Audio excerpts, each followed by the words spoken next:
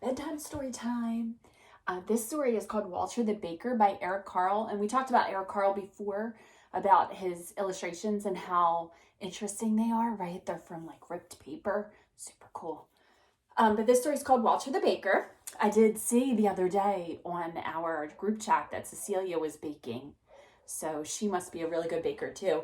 This one's a little bit long, so stay with me.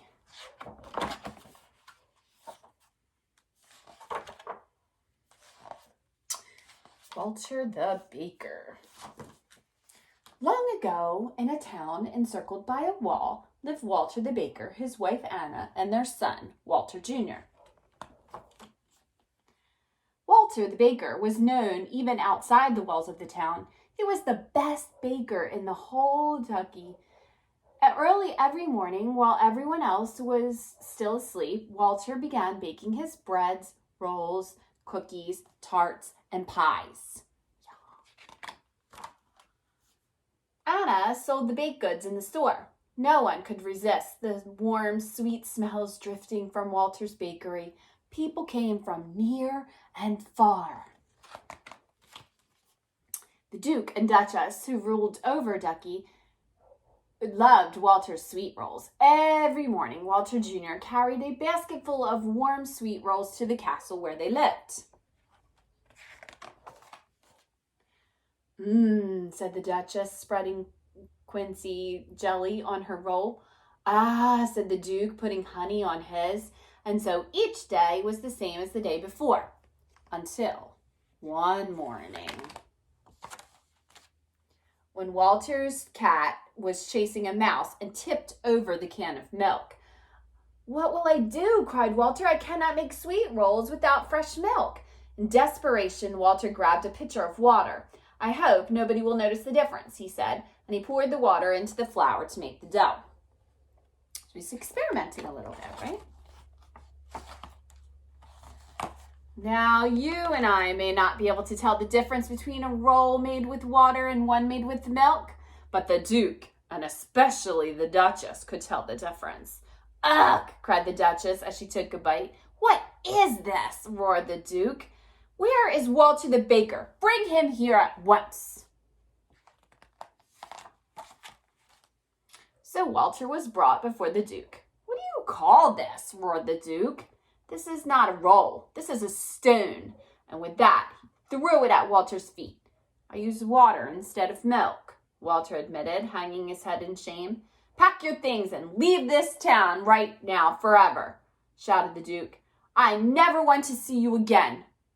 "My Duke," pleaded Walter, "this is my home. Where will I go? Please, give me one more chance, please." "I must banish you," said the Duke. But then he remembered Walter's good rolls and how much he and the Duchess would miss them. "Well, Walter," the Duke started to say, and then he thought some more. "You may stay if you can invent a roll through which the rising sun can shine 3 times. And to make it more difficult," he added, "it must be made from one piece of dough, and most of all, it must taste good. Now, go home and bring me such a roll tomorrow morning." Poor Walter, worried and sad, he trudged back to the bakery. It's a lot of pressure, right? To make a roll made out of sunshine? Oh my. Walter worked all day and into the night. He made long rolls, short rolls, round rolls, twisted rolls. He made thin rolls. He made fat rolls. He worked some more, but it was all in vain. Remember, that means it didn't work. He could not come up with a roll that would please the Duke. By early morning, Walter had only one long piece of dough left. "It's hopeless," he said. In a sudden fit of anger, he grabbed the piece of dough and flung it against the ceiling.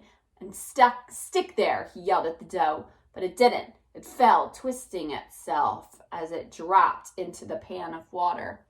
Anna and Walter were awakened by Walter's yell and rushed into the bakery just as Walter was about to dump out the water and the twisted piece of dough. "Father, stop!" shouted Walter Jr. "Look!" And Anna quickly popped the dough into the hot oven. Soon it was brown and crisp, and he took out the roll and he handed it to Walter. It hadn't risen very high, but it had 3 holes. What does that look like? Can you see that? What does that look like? I bet you know. You're really smart. There it is. Look at that.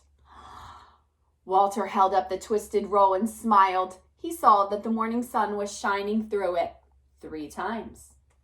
It's just like the rule, right? Walter put the roll into the basket and rushed to the castle to deliver the invention to the Duke and Duchess. And they, too, saw the morning sun shine through it 3 times.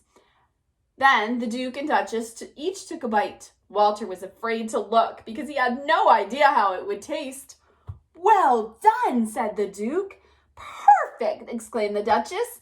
Both were glad that Walter would not have to be sent away. And Walter, too, was happy that he could stay. "Now, pray tell us, Walter, what do you call this?" asked the Duke. Yes, pray tell," Walter stammered as he tried to come up with a name. "But what was that? Pretzel?" said the Duke. "Pretzel it shall be from now on," he declared. "It shall be sweet rolls in the morning and pretzels in the afternoon," said the Duchess. It's a pretzel. Look, he invented a pretzel by accident. Walter returned to the bakery and spent all day and night making pretzels. The next morning, there were baskets of pretzels outside the store for the whole town to taste, and a special basket of pretzels for the Duke and Duchess. And a cheer went up. "Walter the pretzel maker." Isn't that cool? So this is actually a really cool thing. The word pretzel actually comes from a Latin word, which means arm. Crazy, right? So that's how a pretzel was invented. Now, it's probably not a real story, but it's a cool story. And we love some baking. So do some baking. Good night. See you tomorrow.